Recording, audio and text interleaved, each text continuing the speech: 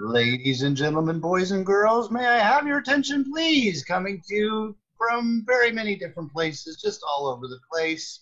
Someplace by the lake, my house, Juliana's place, everywhere. This is Far Out Fiesta, episode 191, Morgan Lie Detector. I am your host and humble narrator, Richard Houghton. Please. Yes, he is. Yeah. Give it up for our amazing cast, Juliana Briscoe.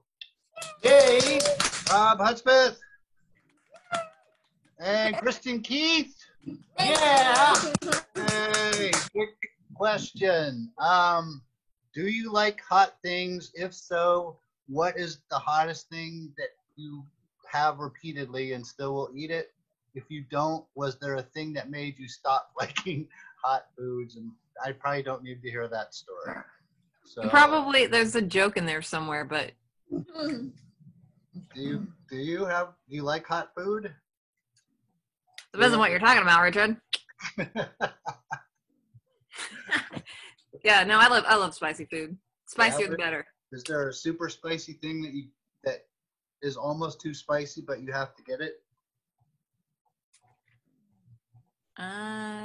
There was some kind of salsa or something that's supposed to be really hot that we eat.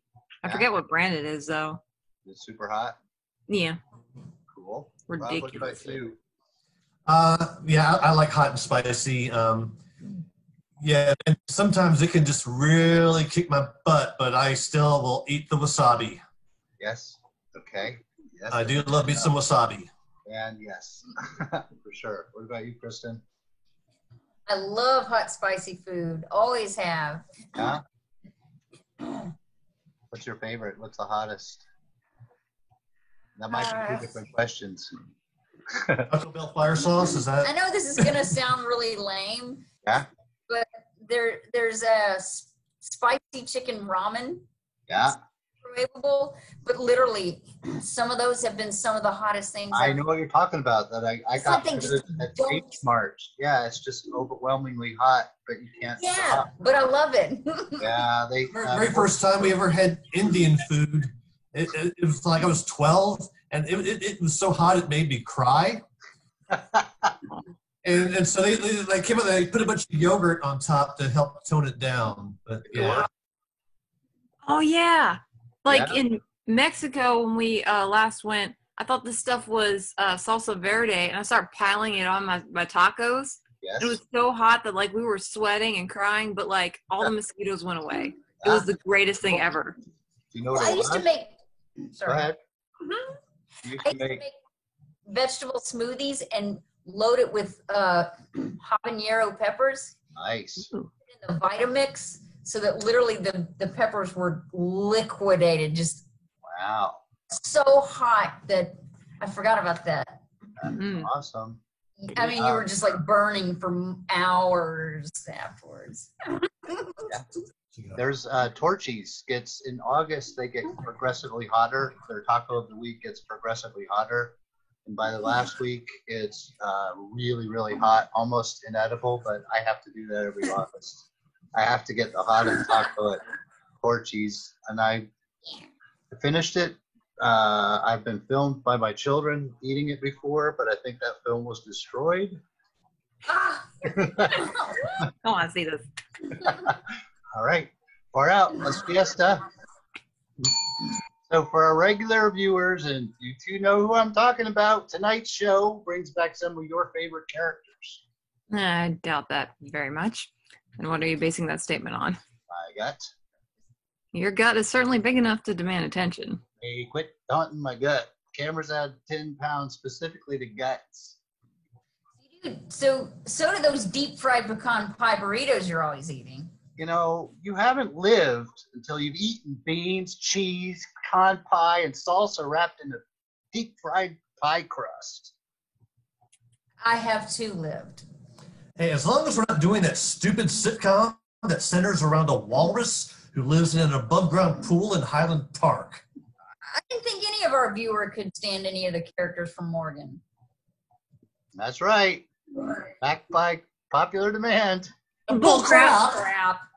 Tonight's Morgan episode features your favorite Highland Park family and their pet walrus who lives in their above underground pool. Not the Walrus sitcom. They are not that bad. That's a matter of opinion. If we're doing a Morgan and the Walrus episode, then I'm doing it under protest. Me too. Yep, solidarity. Yeah, solidarity. Solidarity. Yeah. No. I am not performing in this episode under protest. I'm performing in tonight's episode as a show of support for our brave men and women overseas. Overseas? Couldn't that mean they're just on vacation? And here come the opening credits. Molly Cuthbert. I'm hopping on my bike and riding off to school. There's a good chance that I will be overcome by an overwhelming sadness and will drive this bike right off a cliff. Or I may go to Claire's and buy a new toe ring instead. I can go either way.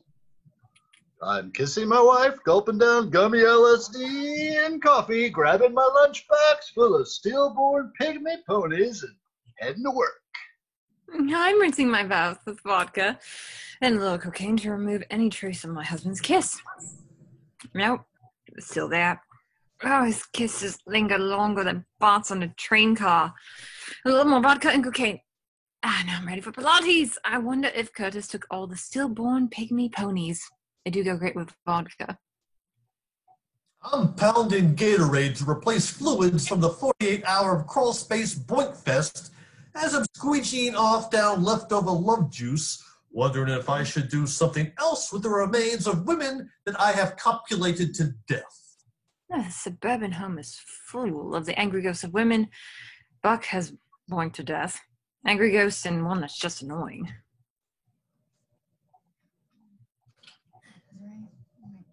I'm in the opening credits now because I'm hunting the crap out of them. I'm hunting the crap. Let's see. They had their damn walrus smother me. My sucking stuff. The angry ghosts of Buck's conquest will have to wait in line. I'm doing what I can to hunt the crap out of those Cuthbert bastards. She's Morgan the Walrus, abundantly cuddly. She's Morgan the Walrus, corpulent and fabulous. She's Morgan the Walrus with a 6-inch layer of blubber. She's Morgan the Walrus with breath like old chum. My parents are considering adoption papers for her. They want to adopt her and disown me. Who's your favorite walrus? Morgan!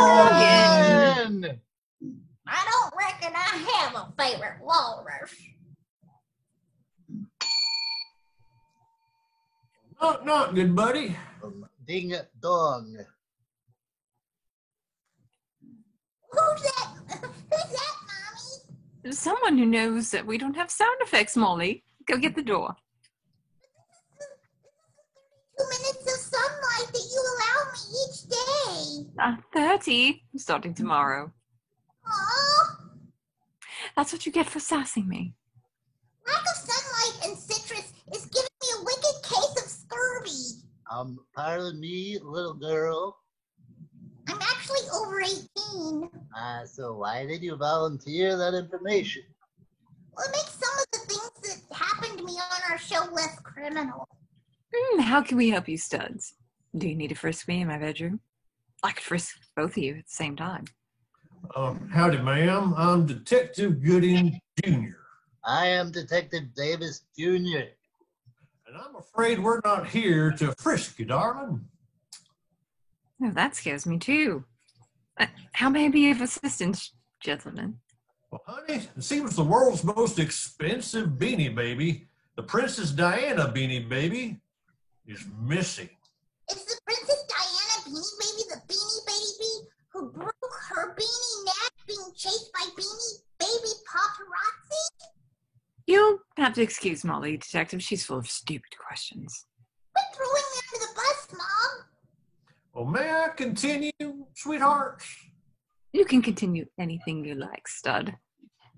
Not all my innuendos are perfect.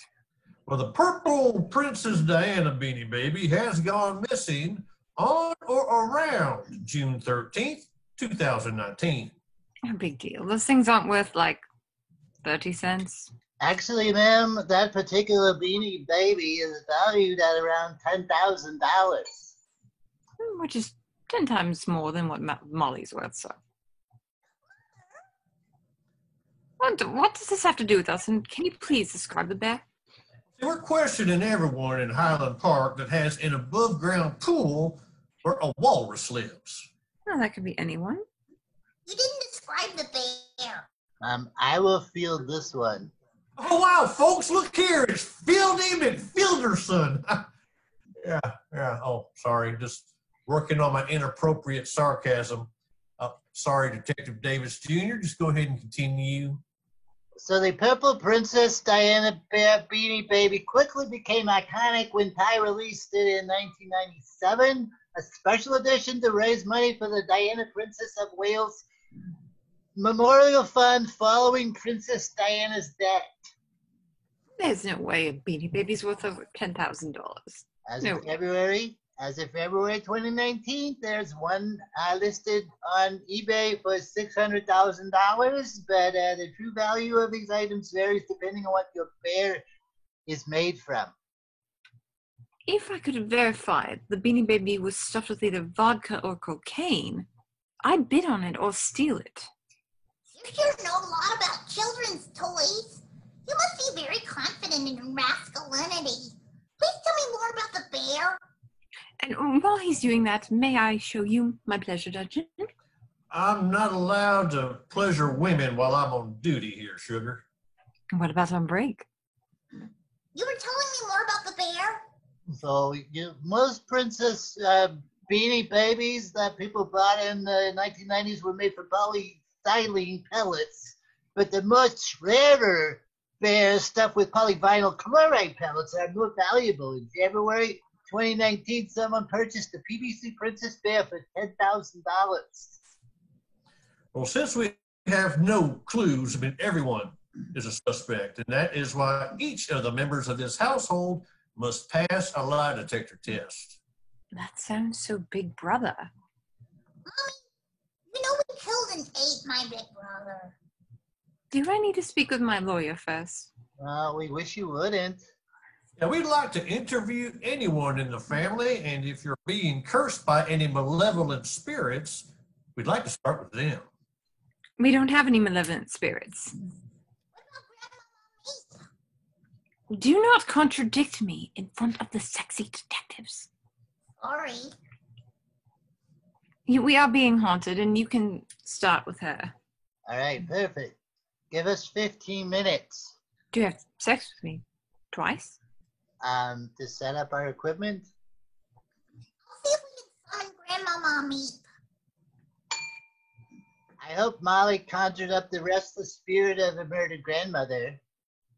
It would be a shame to set up all of this lie detector equipment and then find out we have no ghost to question. I'm here, you damn idiots. Well, would you mind materializing a little more so we could see you? Materializing ain't no magic trick, bitch. For this interview, I'll be asking the questions, and Detective Gooding Jr. will be tracking the responses. Well, what the frickin' do? Takes two, you dumb butts, to do that. I'll just be placing these monitors in your. That's my ghost vagina. Oh, I'm sorry. I didn't say stop. So, where were you on the night of June 13, 2019? Having sex with your mom. Well, that was uncalled for. Well, yeah, and it's true according to the lie detector. My mother is a bisexual ghost banger. Oh. This is a reenactment of Grandmama Meep's alibi. Where were you on the night of June 13th, 2019? Who are you? I don't like to put labels on things. Not even with this label maker. Thanks! I love putting labels on things. You must be one of Buck's. One of Buck's buck buddies. That's a crude way to put it. I hear a cruder one. Reverse cowgirl buddies. Who are you anyway? I'm a ghost, dumbass. Can I take a look-see at that TV guide? Can't fix your hair to get into heaven, huh? Maybe haunting you right after every sneeze or before every toot will get me into heaven. Well, that sounds like lame, unfinished business for a restless spirit. Finished business is knowing what's on TV, you skinny-legged rag hog. June 13th, 2019, TV Guide, 8:30 p.m. on NBC. It's Abby expecting How Far is Tattooed Far on MTV. Life in Pieces on CBS. Hey, here's the deal, Shrinky Dink. I want to watch that tattoo thing on MTV, but I need to take a ladylike brown Niagara Falls, and then I want to hear more about your love life with Buck. Is the reenactment over? What the hell do you think? I'm having a little fun with you, Detective. Can you repeat the question? So, where were you on the night of June 13th, 2019? On the night of June 13th, 2019, I was crapping and watching some tattoo show with my harlot friend. Oh, she appears to be telling the truth. Damn right I am. If I had a mic, I'd drop it. Peace out. That story seems to check out. Who's next? Hello, Buck. I am Detective Davis Jr. I did not strangle that bishop. What? This is about a missing Beanie Baby. Oh, really? Oh, well, that's cool. So, ask me any question you want. I hope you liked my joke about strangling a bishop. What? Where were you on the night of June 13th, 2019? This is a reenactment of Buck's alibi. Hi, Buck. I thought I would surprise you in your crawl space with this radical new Metallica teddy. Buck, what the hell's going on? It's not what it looks like. Good, because it looks like you're having sex with a ghost who was watching the tattooed show with me on MTV. Bitch, I got bored. Yeah, just think of it as like a public service. How so? Well, Grandmama Meep, how old are you? That's personal. Well, so was where I inserted my... Well, before I was smothered by the walrus, I was 88. Why? Seniors need activity, Mindy. Wow. Buck, that's very noble of you. I can't believe she's fallen for that. I'm not, but I'm horny too. And our relationship is open. Oh, little lady, have you ever considered a threesome? With a really old ghost lady and my lover, Buck. Why the hell not? I'll ask my question again. Where were you on the night of June 13th, 2019? I was doing a ghost and a human in the crawl space of a Highland Park home while my walrus waved at me from the above-ground pool. Yeah, that story seems to check out. Who's next? Sugar doll baby, you really don't have to sit on my lap for this. What if I grind on it? Where were you on the night of June 13th, 2019? I remember it as if it was yesterday. Okay. This is a reenactment of Marjorie's alibi. Buck! Curtis, I need your help with something. What is it, Marjorie? Yeah, what's up, Mrs. C? I need your help with these tiki torches. Help getting them set up for the Highland Park luau?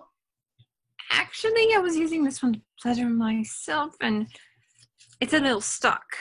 You have a tiki torch stuck in your... Yes.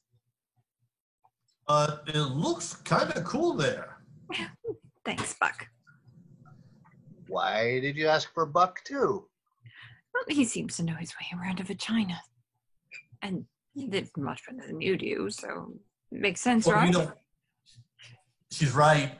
I wasn't arguing, just gathering intel. All right, now I'll ask my question again. Where were you on the night of June 13th, 2019?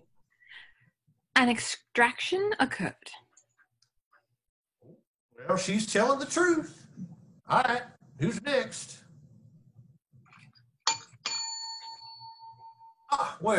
Thank you for meeting with me, Mr. Curtis. I am all about cooperating with the authorities. I have just one question for you. Ask him if his soul is as dead as it seems to be. Ask him if he was kicked in the head by a mule repeatedly as a child, because that would explain a lot. Ask him what the combination code is for the cocaine safe. Ask him if he meant to smother every ounce of my individuality, kind of like how Morgan the Walrus smothered Grandmama Meep. Please don't ask me any of those questions. Cocaine? Safe? Combination? Curtis Cuthbert, where were you on the night of June 13th, 2019? This is a reenactment of Curtis's alibi. I've got $5 that says I can embarrass your father more than you can. You're on. Hey, ladies, why the conspiratorial tone? No reason. What are you doing, Marjorie? Pulling off your pants and writing on lipstick on your chest with an arrow pointing down saying tiny wiener. Next I'll be shoving you off the balcony. But that would embarrass me. Alright, pay up. Not so fast. Daddy, I wanted to talk to you specifically about birth control. I'm trying to decide between the vaginal ring and the cervical. Oh, Oh, Daddy, You can't prove that that's embarrassment. All right, I'll ask my question again, Deputy Dawes. Where were you on the night of June 13th, 2019? I fainted, and somebody stripped me, wrote on me, and shoved me off a balcony. Well, he's telling the truth. Dude, I am so sorry. All right, who's next? Well, hello, Mindy. Let's cut to the chase. I like you, and you like me. How could either one of us know that? Ask me your questions, pig. So, where were you born on the? Where were you born? Where were you on the night of June 13th, 2019? Oh, this isn't about strangling the bishop, right? This is a reenactment of Mindy's alibi. 2-on-1 badminton is my favorite. We like it too, Millie. It's Molly. I especially like when you two ganged up on me and substituted it. You substitute heavy snow globes for shuttlecocks. I bet they hurt when they smash in your face like this. Ow! It hurts very much when they smash in my face. Fuck you, sir. I'm heading back up to my crawl space. Grandmama Meep has been crashing there. It smells like Ghost Virginia Slims. It's a cute Metallica t-shirt. Or is that a teddy? Oh, it's cute, Molly. Thanks. I'm taking it. So, Mindy, where were you on the night of June 13th, 2019? Robbing Molly Cuthbert. All right, she's telling the truth. Good thing this interview isn't about that robbery or the bishop strangling. Last, but Not least. no, you're definitely least. Damn it. You made me lose my train of thought. Lie detector test. You are least, little lady. Is that your only line in this scene? If so, how mean? This is a reenactment of Molly's alibi. Mom, Mindy smashed a snow globe on my face and stole my shirt, so I had to walk home topless. What's with the tiki torch, Mom? The Tiki Torch and I may need to get married. What are you doing standing there? Go fetch me vodka. So that was such a sad reenactment. I need a moment. Detective Gooding Jr., carry on. You'll have to forgive Detective Davis Jr.'s waif-like frailty. Molly, what were you doing on the night of June 13th, 2019? I was at home with my loving family. She's lying.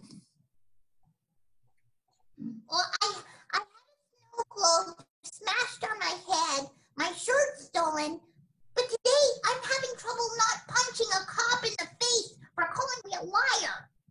Well, she is telling the truth. All right, thank you, Molly. Detective Gooding Jr. and I will review our interviews and make a determination about whether or not any of you are persons of interest. Not to be confused with her being an interesting person. I'm interesting. So, what do you think, Detective Gooding Jr.? Well, I think Marjorie is hot. I'll probably be calling her. Yeah, me too. But what do you think about the rest of them? Well, Curtis has absolutely no spine. I mean, he might as well be made of applesauce in his skeleton or something. So, what do you think? You know, that ghost grandmother is strangely Sexy, yeah. Well, you know, I'm not comfortable with that. That buck guy scares me, but he's as honorable as any other crawl space dweller. His girlfriend Mindy wants me too. I don't think any of them are responsible for stealing the Purple Princess Diana Binny baby. Yeah, me either. I think it's safe to say it was the work of either teenagers or foreigners. Or foreign teenagers. Mm-hmm. Yeah, I'm pretty sure a couple of them strangled the bishop too. Yeah, I wish I could care. Sonnet, how about happy hour? I am going to chili the crap out of my pots. What really happened to Princess Bear on June 13th, 2019? Well, that was a great luau, Crapstain. Curtis, or Mr. Cuthbert. Oh, Mr. Curtis. Close enough. It was a great luau, Buck. I'm a little worried about Marjorie and the ghost of Grandmama Meep. I'm worried that they had too much to drink. Well, she said it was to ease the pain of the whole tiki torch incident. I'm trying to learn how to sigh, but for now I can only say the word sigh. So what's the matter, Buck? You seem emotional. Well, the old Buck would have used the fact that your wife and the ghost of your grandmother are drunk to drag them back into my crawl space and bone them till the rafters shake. And the new Buck? Well, not only am I in a semi-committed relationship with Mindy. What does semi-committed mean? We mainly lay each other, but reserve the right to lay others if the opportunity presents itself. I wonder if Marjorie would be willing to move our 25-year marriage into the semi-committed stage. Whoa, wait. Your marriage is for real? I just assumed that you were like a eunuch, and she was your queen.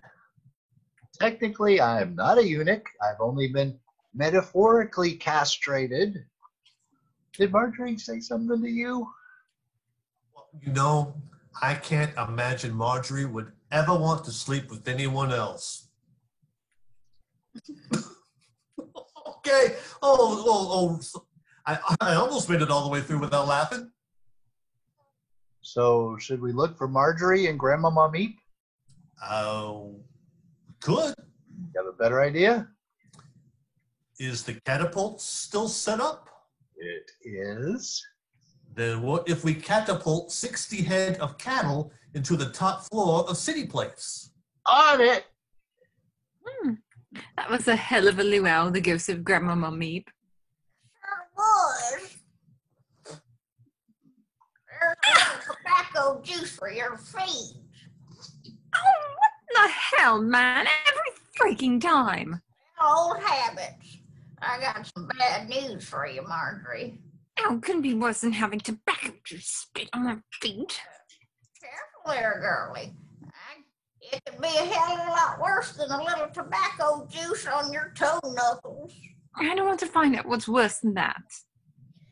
Well, my bowels are gurgling feces like Old Faithful in my depends. What do you want me to do about it? Give me something other than your feet to either wipe with, or I can dribble my 90-year-old ghost feces. This tiny stuffed bear in a display case. Wipe my butt with a princess of baby. It can't be worth anything. I'd rather not have a layer of feces over the layer of tobacco juice on my feet, so. Suit yourself. Baby may be my most complete wipe ever. When you're done, please toss it in the sewer. Margie, this ain't the first time I've had to use a stuffed animal to blot my own human waste. Oh, those feet are looking a little too dry. Go to hell, open-toed shoes. Ooh. And on a super classy note with feces and tobacco juice, this has been Florida Fiesta episode 191, Morgan Lie Detector. I have been the host and humble narrator, Richard Houghton. Please, He has been. please give it up for the amazing cast, Kristen Keith, Juliana Briscoe, Yeah. Rob Hutspeth. No! You got any final words? Anything? I can't wait to hug people. Yes, it'll be nice. Aw. Have human I miss contact hugs. again. I agree. What else? All right. Good night, everybody. Thanks. Mhm.